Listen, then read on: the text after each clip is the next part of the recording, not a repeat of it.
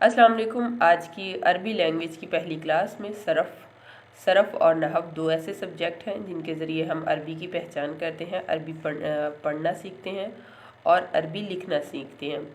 तो सरफ़ और नहव दो ऐसे सब्जेक्ट हैं मेन जिसको अरबी समझने के लिए बहुत ज़्यादा ज़रूरी है। सरफ़ जो है सीगों को बनाने के लिए इस्तेमाल होती है और सीगों के ऊपर अराब लगाने के लिए इस्तेमाल होती है।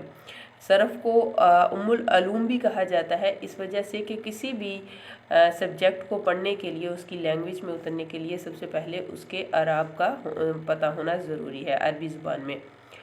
एक और रवायत में है कि सरफ़ का मतलब फेर देना है, जैसे कि अल्लाह ताला कुरान पाक में फरमाता है सर्रफ़ा क़ुलूबहुम, हमने उनके दिलों को फेर दिया। तो फेरने से मुराद यहाँ पर ये लिया जाएगा कि जैसे फ़तह, ज़मा, कसरा, इन चीज़ों के ऊपर नीचे होने से किसी भी तरह से सीगे चेंज हो जाते हैं। ज़मा लगाने से, कसरा लगाने से ये सीगे के मीनिंग्स बदल जाते हैं, फेरे जाते हैं। इसी तरह से सरफ़ का मतलब भी फेर देना है। आज की इस पहली क्लास में सरफ़ की तारीफ़ पढ़ेंगे और सीगों का इस्तेमाल सीखेंगे। आज का टॉपिक है सरफ़ की तारीफ़। इल्म सरफ़ वो इल्म है जिससे सीगों की पहचान होती है, लफ्ज़ों को गर्दानने का तरीका और एक सीगे से दूसरे सीगे बनाने का कायदा मालूम होता है। इस इल्म का फ़ायदा ये है कि अल्फाज को सही तौर पर पढ़ना आ जाता है। आगे है जी इस्लाहात। ज़मा कहते हैं पेश को, जो किसी भी को हम जब पढ़ते हैं, पेश जो होती है उसको हम बोलते हैं ज़मा। फ़तह बोलते हैं किसी भी चीज़ के ऊपर लगी हुई ज़बर को फ़तह बोलते हैं, फ़तह ज़बर को बोलते हैं। तनवीन कहते हैं दो ज़बरों को, दो ज़ेरों को या दो पेश हों तो उनको तनवीन बोलते हैं, तनवीन।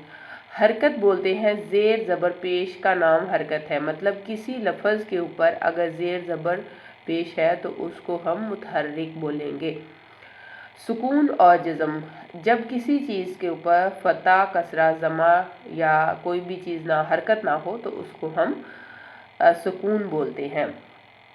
तशदीद, अब ये तशदीद क्या है इसको ज़रा गौर से देखिएगा। एक हरफ को दो बार, पहले को सुकून और दूसरे को हरकत के साथ पढ़ना, जैसे कि अज़्ज़ो, अज़्ज़ा। इसमें हमने आइन के ऊपर जो है इसको थोड़ा सा सॉफ्टली बोला और ज़्वाद जो है, जो जिसे द्वाद भी पढ़ा जाता है, उसके ऊपर हमने तनवीन देखी और उसको हमने थोड़ा सा दबा कर पढ़ा। मज़मूम, जिस ये हरफ के ऊपर पेश होती है उसको मज़मूम कहते हैं। जिस हरफ के ऊपर फ़तह होती है उसको हम मफ्तू बोलते हैं, जिसके ऊपर ज़बर होती है उसको हम मफ्तू बोलते हैं। मकसूर, ज़ेर करने वाला, यानी कि मतलब जिस हरफ के नीचे ज़ेर होगी वो मकसूर कहलाएगा।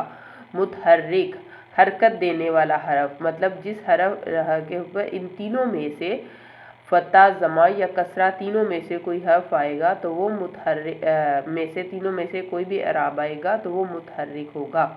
ठीक है जी। आगे देखते हैं साकिन। जिस हरफ के ऊपर कोई भी हरकत ना हो, कोई भी अराब ना हो, उसको हम बोलेंगे साकिन। मुशद्दिद, जिस हरफ के ऊपर तशदीद होगी उस